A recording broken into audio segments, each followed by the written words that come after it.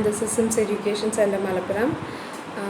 We are going through the paper English Common Paper, Prose Extensive Reading and English Competitive Examination. The first lesson in it, Buddha, the Light of Asia by Ernest O. Hauser. About the author, this essay and the next one on Helen Keller appeared in the Reader's Digest. Hauser is a great essayist and author. Macmillan, The Man and the Reputation, Bravo, Mozart, and Saint Paul Apostle to All Men. The prescribed essay gives us an account of the life and teachings of Buddha. അപ്പോൾ ഈ ഒരു എസ്സേയും അതുപോലെ തന്നെ next എക്സേ ആയിട്ടുള്ള Helen കെല്ലറും readers ഡൈജസ്റ്റിൽ വന്നിട്ടുള്ളതാണ്. ഹോസർ ഒരു great എസ്സേയിസ്റ്റാണ്. അദ്ദേഹം ആണ് മാക്മില്ലി, the man and the reputation, അതുപോലെ bravo, Mozart, Saint Paul apostle to all men ഇതൊക്കെ എഴുതിയിട്ടുള്ളത്.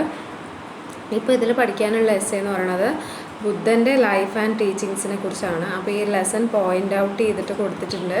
In Bodh Gaya under A ബോ ട്രീ ലോർഡ് ബുദ്ധ അറ്റൈൻഡ് എൻലൈറ്റ്മെൻറ്റ്. അപ്പോൾ ബോധ് ഗയയിൽ ഒരു ബോ ട്രീ, അരയാൽ വൃക്ഷത്തിൻ്റെ ചുവട്ടിലിരുന്നിട്ടാണ് ബുദ്ധന് എന്താ പറയുക ജ്ഞാനോദയം ലഭിച്ചത് എന്നാണ് പറയുന്നത്. Siddhartha Gautama Buddha taught universal values. അപ്പോൾ ഗൗതമ ബുദ്ധൻ എന്താണ്, സാർവത്രിക മൂല്യമാണ് അദ്ദേഹം പഠിപ്പിച്ചിട്ടുള്ളത്. His sayings were passed on orally to posterity. അപ്പോൾ ഭാവി തലമുറയ്ക്ക് അദ്ദേഹത്തിൻ്റെ ആ വാക്കുകളൊക്കെ ഓറലി നമ്മൾ സംസാരിക്കുന്ന ആ ഒരു ഇതിലാണ് അവരിലേക്ക് എത്തിയിട്ടുള്ളത്. His father was the ruler of a rustic kingdom in Nepal and his mother Maya died a week after his birth. അദ്ദേഹത്തിൻ്റെ ഫാദർ അന്നത്തെ ഒരു നാട്ടുരാജ്യത്തെ രാജാവായിരുന്നു. അദ്ദേഹത്തിൻ്റെ അമ്മ മായ അദ്ദേഹം ജനിച്ച ഒരാഴ്ചയ്ക്ക് ശേഷം മരിച്ചുപോയി. He got married and got a son and left his kingdom at the age of 29. അദ്ദേഹം മീൻസ് കല്യാണം കഴിച്ചു. അതിൽ അദ്ദേഹത്തിന് ഒരു മകനുണ്ട്. അപ്പം 29ാമത്തെ വയസ്സിൽ അദ്ദേഹത്തിൻ്റെ ഭാര്യേനെയും മകനെയും അതുപോലെ തന്നെ അദ്ദേഹത്തിൻ്റെ രാജ്യവും ഉപേക്ഷിച്ചു പോയി എന്നാണ് പറയുന്നത്. As a homeless beggar he strove to find out the meaning of existence. അപ്പം ഒരു ഭിക്ഷക്കാരനായിട്ട് അദ്ദേഹം എന്താണ് നമ്മുടെ നിലനിൽപ്പിനുള്ള അർത്ഥം എന്താണെന്നുള്ളത് അറിയാനായിട്ടുള്ള പരിശ്രമം നടത്തി എന്നാണ് പറയുന്നത്. Studied Hindu scripture and under the influence of the 5 aesthetic monks practised self mortification. അപ്പം അദ്ദേഹം എന്താണ് ഹിന്ദു വേദഗ്രന്ഥങ്ങളൊക്കെ പഠിച്ചു. അപ്പോൾ 5 സന്യാസിമാരുടെ ഇൻഫ്ലുവൻസിൽ അദ്ദേഹം തപസ് അനുഷ്ഠിക്കാനായിട്ട് തുടങ്ങി എന്നാണ് പറയുന്നത്. Learned that gluttony as well as starvation were pernicious. പിന്നെ എന്താ അദ്ദേഹം പഠിച്ചത്, അത്യാഗ്രഹവും അതുപോലെ തന്നെ പട്ടിണി എന്ന് പറയുന്നത് വിനാശകരമായ ഒന്നാണ് എന്നാണ് പറയുന്നത്. 6 years after leaving home, going through a spiritual crisis became the enlightened one. അപ്പോൾ 6 വർഷത്തിന് ശേഷം വീട് വിട്ട് പോയതിന് ശേഷമാണ് അദ്ദേഹം ഒരു എൻലൈറ്റൻഡ് എന്താ പറയുക ജ്ഞാനോദയം ലഭിച്ച ആളായിട്ട് മാറിയത്. Preaches four noble truths at Varanasi also 8-fold path. അപ്പോൾ 4 നോബിൾ ട്രൂത്ത് അദ്ദേഹം വാരണാസിയിൽ വെച്ചിട്ട് അതിനെക്കുറിച്ച് പഠിപ്പിച്ചു. അതുപോലെ തന്നെ 8-fold pathും അദ്ദേഹം പഠിപ്പിച്ചു. A moral teacher, noble truths help us to victorious over all evil motives. അപ്പോൾ ഒരു മോറൽ ടീച്ചറാണ് അദ്ദേഹം. ഈ നോബിൾ ട്രൂത്ത്സ് നമ്മളെ തെറ്റായ ചിന്തകളിൽ ഇതിൽ നിന്നൊക്കെ രക്ഷിക്കാനായിട്ട് സഹായിക്കും എന്നാണ് പറയുന്നത്. പിന്നെ വീൽ ഓഫ് ലൈഫ് എന്ന് പറയുന്നത് നിർവാണ എന്ന് പറഞ്ഞാൽ മോക്ഷം. In large number conversions lay disciples. അപ്പം ഒരുപാട് ആളുകൾ ഈ ബുദ്ധമതം സ്വീകരിച്ച് ഗുരുകുലവാസികളായിട്ട് താമസിച്ചു എന്ന് പറയുന്നുണ്ട്. Meditation സാല്യൂട്ടറി effect. മെഡിറ്റേഷൻ എന്ന് പറയുന്നത് ഒരു പ്രയോജനകരമായിട്ടുള്ളൊരു എഫക്റ്റാണെന്ന് പറയുന്നുണ്ട്.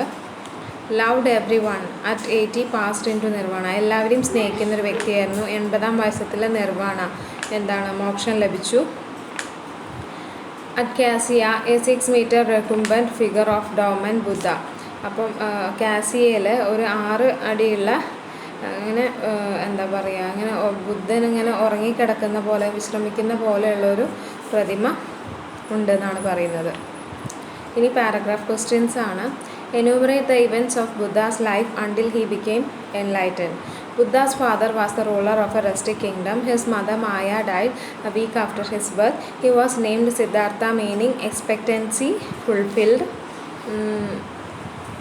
അപ്പം അദ്ദേഹത്തിൻ്റെ അച്ഛൻ ഒരു നാട്ടുരാജ്യത്തെ രാജാവായിരുന്നു. അദ്ദേഹത്തിൻ്റെ അമ്മ മായ അദ്ദേഹത്തിൻ്റെ ജനനത്തിന് ഒരാഴ്ചയ്ക്ക് ശേഷം മരിച്ചുപോയി. അദ്ദേഹത്തിൻ്റെ പേര് സിദ്ധാർത്ഥ എന്നാണ്. സിദ്ധാർത്ഥയുടെ അർത്ഥം എന്ന് പറയുന്നത് എക്സ്പെക്റ്റൻസി ഫുൾഫിൽഡ് ആണ്. നമ്മൾ പ്രതീക്ഷിക്കുന്ന കാര്യം പൂർണ്ണമായി നടക്കും എന്നുള്ളതാണ്. He learned to write and read scriptures and worshipped all Hindu gods. Siddhartha got married and led a happy life. After the birth of his son, he slipped away from the palace one day when he was only 29 years of age. അപ്പോൾ അദ്ദേഹം എന്താണ് ഇങ്ങനെ കുതിരേനെ ride ചെയ്യാനും അതുപോലെ തന്നെ വേദഗ്രന്ഥങ്ങളൊക്കെ വായിക്കാനും ഒക്കെ പഠിച്ചു. അതുപോലെ തന്നെ അദ്ദേഹം ഓൾഡ് ഹിന്ദു ഗോഡ്സിനെയാണ് ആരാധിച്ചിരുന്നത്. അദ്ദേഹം മാരി ചെയ്തു വളരെ സന്തോഷകരമായ ഒരു ജീവിതം കൊണ്ടുപോയി. ആ സമയത്ത് അദ്ദേഹത്തിന് ഒരു കുഞ്ഞുണ്ടായി. അതിനുശേഷം അദ്ദേഹം എന്താണ് ഒരു ദിവസം അദ്ദേഹത്തിൻ്റെ കൊട്ടാരത്തിൽ നിന്ന് ഇറങ്ങിപ്പോയി അദ്ദേഹത്തിൻ്റെ 29ാമത്തെ വയസ്സിൽ. He wandered aimlessly, trying to find the causes of human suffering. To discover the answer, he decided to renounce everything. He visited several parts of North India as a homeless beggar, wishing to come to grips with the true meaning of existence. He tried self-mortification but soon realized that it was an exercise in futility. He found out that both gluttony and fasting are pernicious. 6 years after leaving home, he went through a momentous search. He sat under a boat tree immobile for 7 days and nights and came to the end of his search. He had seen the light and ever after was known as Buddha, the Enlightened One.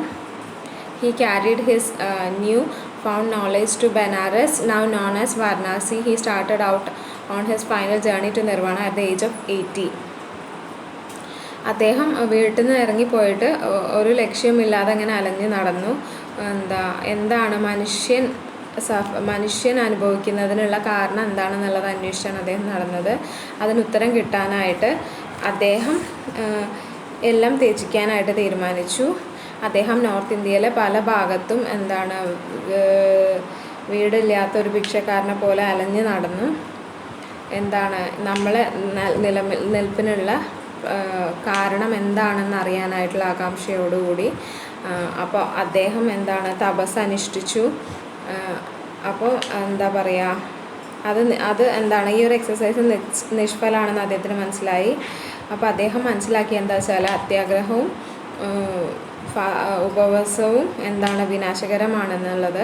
പിന്നീട് അദ്ദേഹം 6 വർഷത്തിന് ശേഷം അദ്ദേഹം ഒരു ആൽമരത്തിൻ്റെ ചുവട്ടിലിരുന്നിട്ട് 7 ദിവസവും 7 പകലും 7 രാത്രിയും നിശ്ചലമായിട്ട് അങ്ങനെ ഇരുന്നു. അപ്പോൾ പെട്ടെന്ന് അദ്ദേഹത്തിന് ഒരു വെളിച്ചം കാണാനായി. അപ്പോൾ പിന്നീട് അദ്ദേഹം ബുദ്ധൻ ഈ ജ്ഞാനോദയം ലഭിച്ച വ്യക്തി എന്ന നിലയിൽ അറിയപ്പെട്ടു. അപ്പോൾ അദ്ദേഹം കണ്ടുപിടിച്ച അദ്ദേഹത്തിന് കിട്ടിയ ഈ ഒരു അറിവ് അദ്ദേഹം ബനാറസിൽ പങ്കുവച്ചു.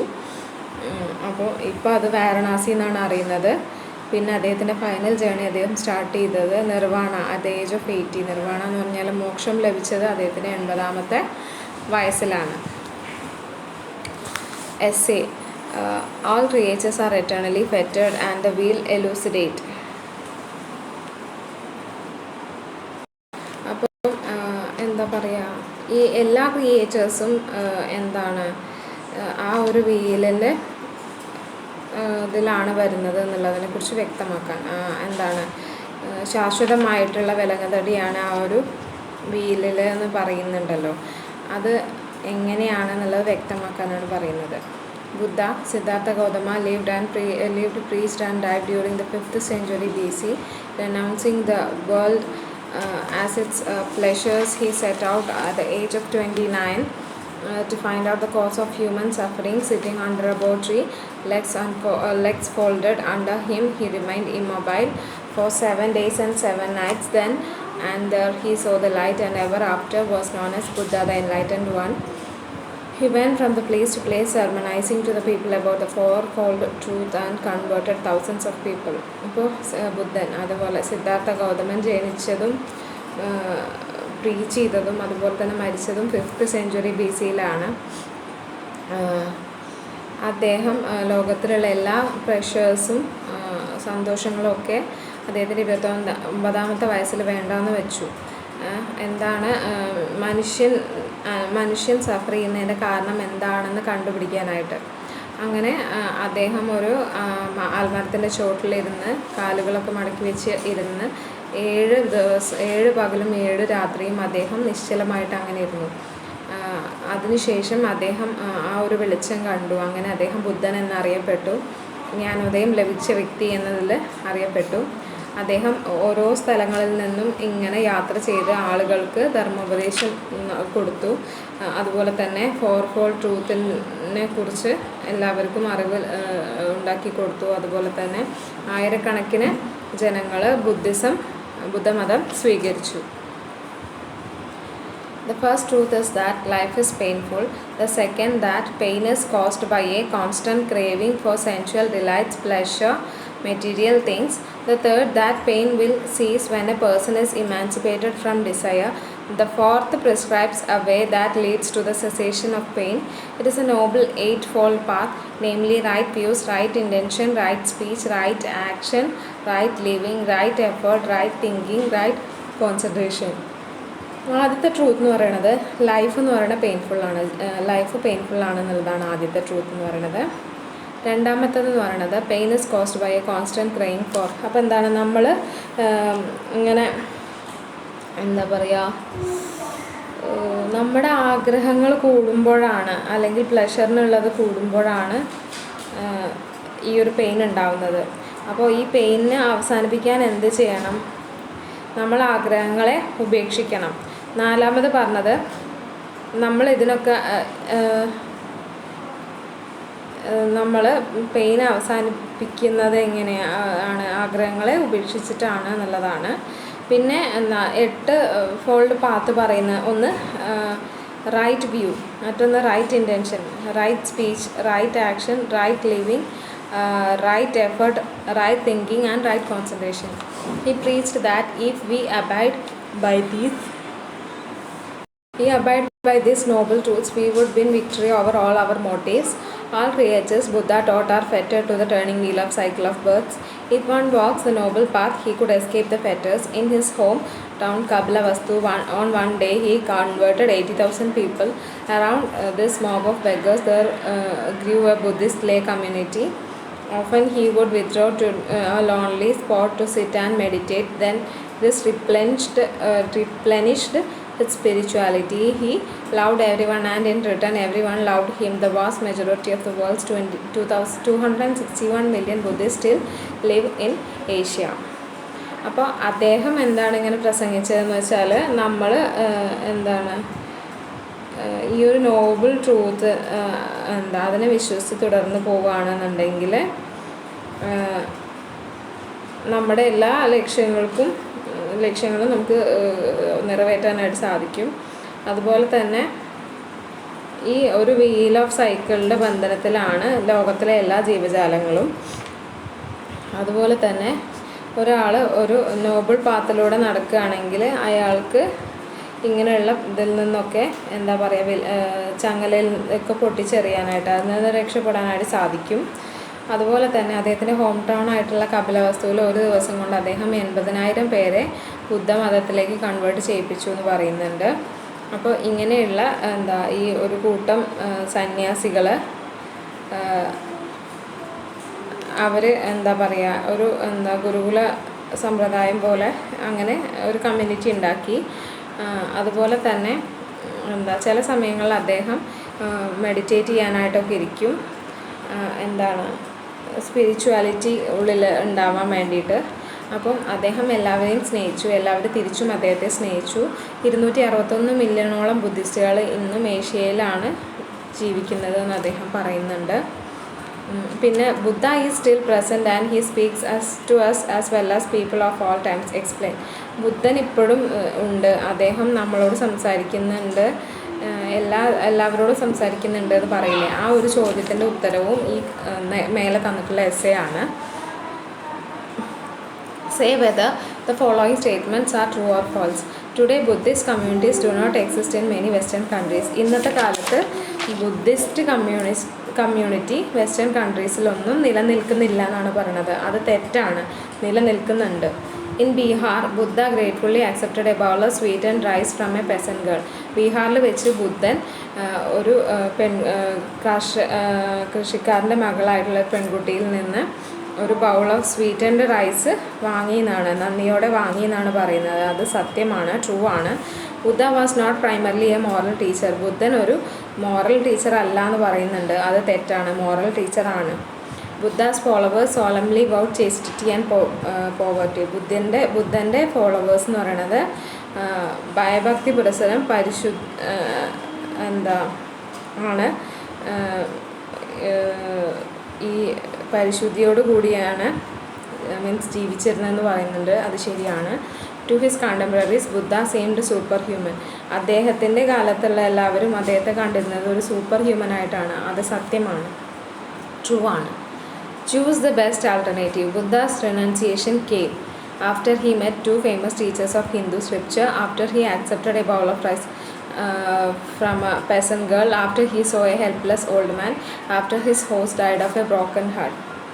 അപ്പോൾ ബുദ്ധൻ്റെ പരിത്യാഗം വന്നത് എങ്ങനെയാണെന്നാണ് ചോദിക്കുന്നത്. അദ്ദേഹം രണ്ട് ഫേമസ് ടീച്ചേഴ്സിനെ കണ്ടപ്പോൾ, അദ്ദേഹം ആ പെസൻറ്റ് ഗേളിൽ നിന്ന് സ്വീറ്റ് ആൻഡ് റൈസ് വാങ്ങിയപ്പോൾ, അദ്ദേഹം ഒരു ഹെൽപ്ലെസ് ആയിട്ടുള്ള ഓൾഡ് മാനെ കണ്ടപ്പോൾ, അദ്ദേഹത്തിൻ്റെ ഹോഴ്സ് ഹൃദയം പൊട്ടി മരിച്ചപ്പോൾ. അപ്പോൾ ഇതിലേതാണെന്നാണ് ചോദിക്കുന്നത്. അപ്പോൾ അതിൻ്റെ ഉത്തരം എന്ന് പറയുന്നത് after he so A helpless old man. ഒരു സഹായമൊന്നും ലഭിക്കാത്ത ഒരു പ്രായമായ ഒരു വൃദ്ധനെ കണ്ടപ്പോഴാണ് അദ്ദേഹം പരിത്യാഗം ചെയ്തത് എന്ന് പറയുന്നുണ്ട്. The Buddhist lay community were animals and useless human beings, families and individuals pursuing normal lives, courtiers from his father's kingdom, those who loved physical delights. ബുദ്ധൻ്റെ കമ്മ്യൂണിറ്റിയിൽ ഉൾപ്പെടുന്നവർ ആരൊക്കെയാണെന്ന് ചോദിക്കുന്നത്. ആനിമൽസും യൂസ്ലെസ് ഹ്യൂമൻ ബീങ്സ് ആണോ? അല്ല. Families and individuals pursuing normal lives, അതാണ് അതിൻ്റെ answer. According to Buddha, the noble eightfold path leads pleasure, freedom from desire, health and wealth, self mortification. എന്താണ്? Freedom from desire ആണ്. All creatures Buddha taught are fettered to their families, their refreshing waters, temptation from Mara, the evil one, the wheel.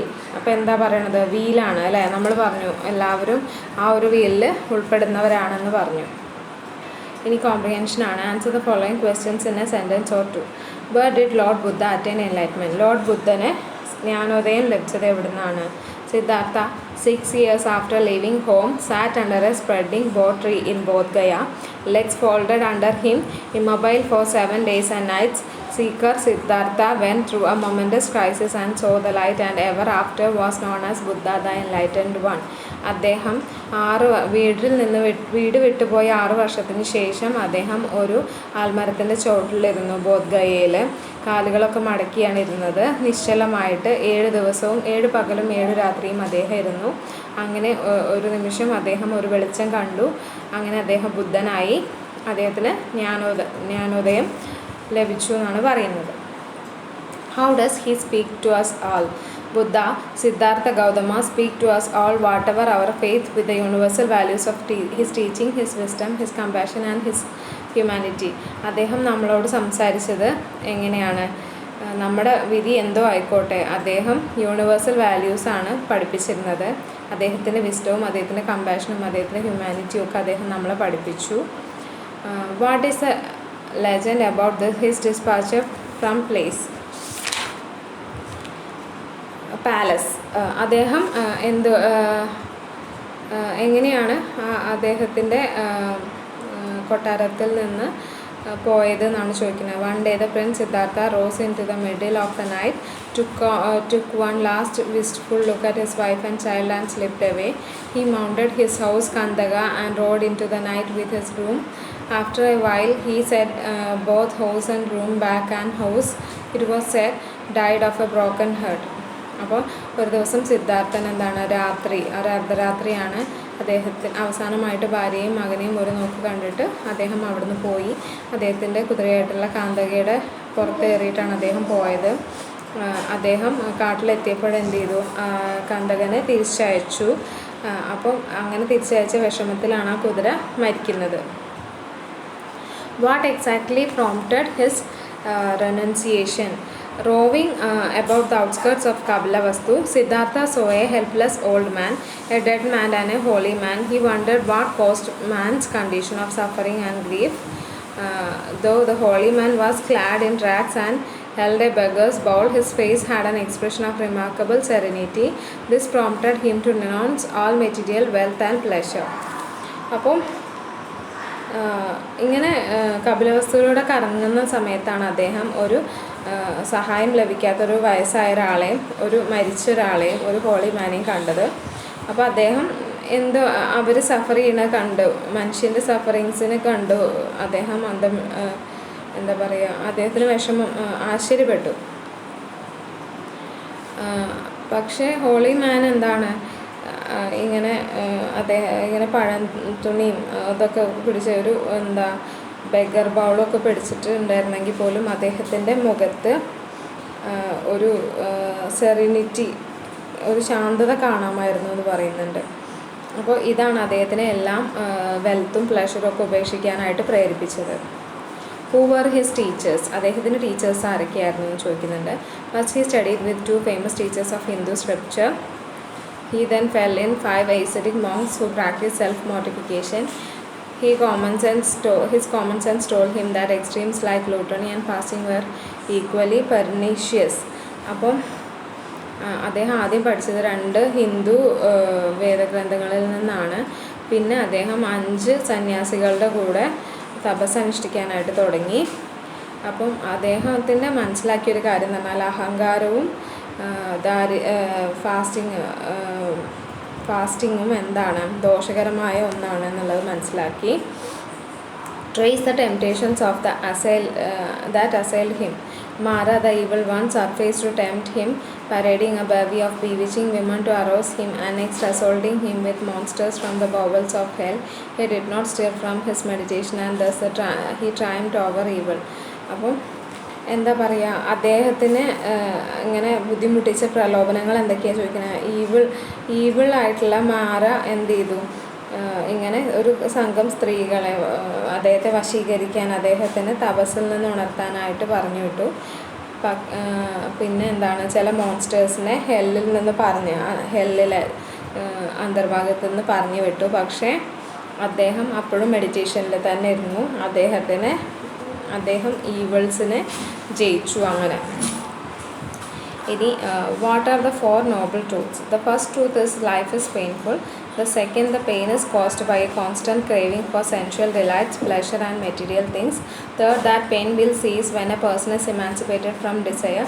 Fourth, prescribes a way that leads to the cessation of pain, and that is noble eightfold path, namely right views, right intention, right speech, right action, right living, right effort, right thinking and right concentration. അപ്പം 4 Noble truth പറയണത്, ഒന്ന് life പെയിൻഫുള്ളാണ്, രണ്ടാമത്തത് ഈ pain നമുക്ക് ഉണ്ടാവുന്നത് നമ്മുടെ ആഗ്രഹങ്ങൾ കൊണ്ടും പ്ലഷർ കൊണ്ടും ഒക്കെയാണെന്ന് പറഞ്ഞു. അപ്പം നമ്മൾ ആ പെയിൻ ഇല്ലാതെയാക്കണേ നമ്മുടെ ആഗ്രഹങ്ങളെ ഉപേക്ഷിക്കണം എന്ന് പറഞ്ഞു. അപ്പം ഈ പെയിൻ ഒഴിവാക്കാനായിട്ട് പെയിൻ്റെ അവസാനത്തിൽ നമ്മൾ ഒരു 8-fold പാത്ത് ചൂസ് ചെയ്യണം എന്ന് പറഞ്ഞു. അതാണ് right view, right intention, right speech, right action, right living, right effort, right thinking and right concentration. How does Buddha's teachings differ from the Hindu belief? The time-honored Hindu belief is our soul on our death enters another body. അപ്പോൾ Hindu belief അല്ലാതെ ബുദ്ധ ടീച്ചിങ്ങും തമ്മിലുള്ള വ്യത്യാസമാണ് ചോദിക്കുന്നത്. ഹിന്ദു ബിലീഫിൽ എന്ന് പറഞ്ഞാൽ നമ്മുടെ ആത്മാവ് എന്താണ്, മരണശേഷം മറ്റൊരു ബോഡിയിലേക്ക് പോകുമെന്നാണ് പറയുന്നത്.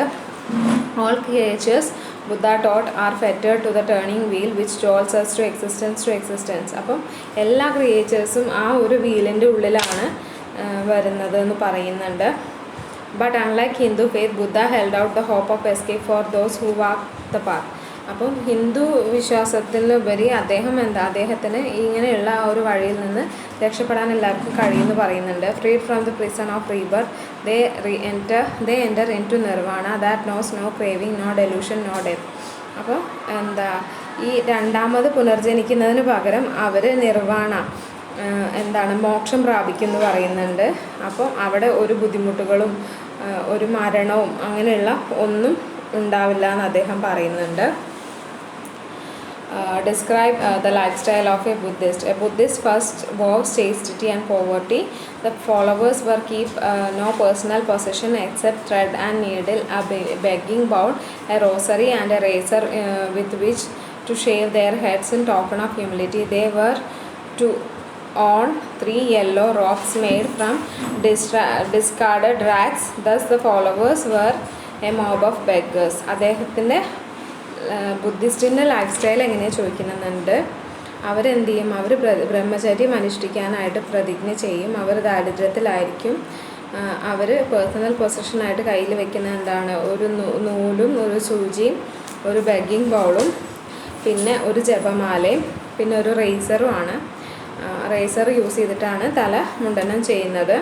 അതുപോലെ തന്നെ 3 യെല്ലോ വസ്ത്രങ്ങളാണ്, മഞ്ഞ വസ്ത്രങ്ങളാണ്. അത് ഉപേക്ഷിക്കപ്പെട്ട തുണിക്കഷ്ണങ്ങൾ കൊണ്ട് ഉണ്ടാക്കിയതായിരിക്കും. അവരെ മോബ് ഓഫ് ബെഗേഴ്സ് എന്നാണ് അറിയപ്പെടുന്നത്. Describe Buddha's personal life style.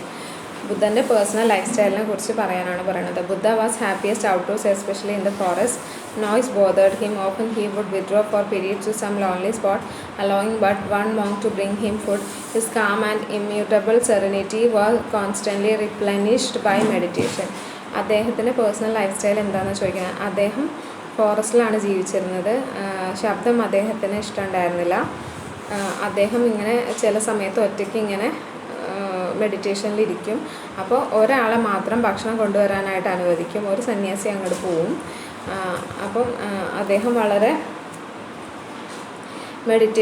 ശാന്തമായിട്ടുള്ള ഇരിക്കുന്ന ഒരു വ്യക്തിയാവും. അതുപോലെ തന്നെ മെഡിറ്റേഷനിലൂടെ അദ്ദേഹം പൂർണ്ണനാകും എന്നാണ് പറയുന്നത്.